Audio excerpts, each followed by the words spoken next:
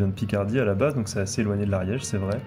J'ai rencontré ma compagne, ça fait une dizaine d'années. C'est elle qui a des attaches ici. Quand elle m'a fait découvrir l'endroit, moi je suis tombé assez amoureux. Ça m'a changé des plateaux picards de voir autant de montagnes. On voulait venir vivre en Ariège, mais c'était compliqué de trouver une activité en accord avec ce que j'ai pu faire, vu que ma formation de base est dans l'œnologie. J'ai travaillé pendant 7-8 ans en tant qu'œnologue un peu partout. Et en Ariège, c'est vrai qu'il commence à y avoir pas mal de vins, mais pas trop dans la vallée de Betmal, là où on est installé. Et donc on a vu, en faisant pas mal de randonnées, qu'il y avait des pommiers à droite à gauche. En parlant avec les anciens, on a pu apprendre qu'il y avait quand même une forte culture de la pomme avant en Ariège. Et donc on s'est dit, qu'est-ce qu'on fait avec des pommes, du cidre? Ça concordait bien avec mon métier d'œnologue, donc voilà d'où est venue l'idée.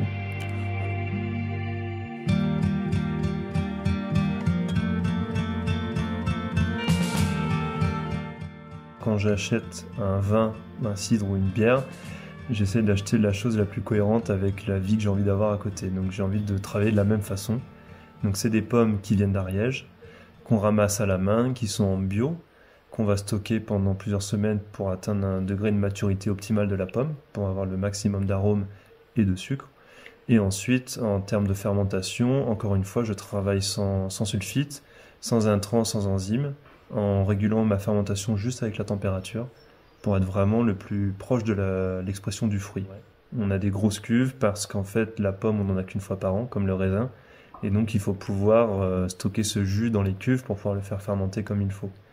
Donc on a les cuves, on a le pressoir, la râpe, on est autonome, et l'objectif sur du long terme c'est de pas forcément inonder l'Ariège de cidre, mais en produire suffisamment pour pouvoir se tirer un salaire, voire un deuxième. Idéalement pouvoir aussi embaucher une personne ou deux, mais ça on verra sur du long terme. Mais déjà, réussir à en vivre, ce serait un bon pari. Donc on fait 3 cidres principalement différents. Un qui est vraiment sur la pomme, un autre que j'ai travaillé en élevage sur lit pour, comme on fait sur des créments ou des champagnes, pour apporter vraiment un cidre un peu plus complexe, qui lui marche bien tout seul, mais fonctionnera aussi avec des plats un peu épicés, ça fonctionne bien. Et après on travaille des cidres en co-fermentation avec des vins. J'ai voulu mélanger un peu le monde d'où je venais avec celui dans lequel j'évolue aujourd'hui. Donc j'ai assemblé du vin avec du cidre en co-fermentation.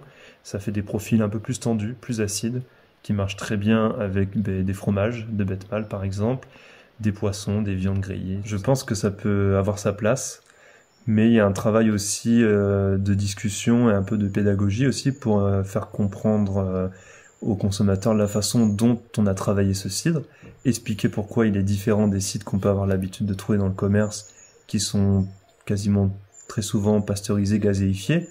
Donc on arrive à garder plus de sucre dans des cidres qui sont pas en prise de mousse naturelle. Donc il faut prendre le temps d'expliquer comment on travaille et pour pouvoir mieux apprécier le produit.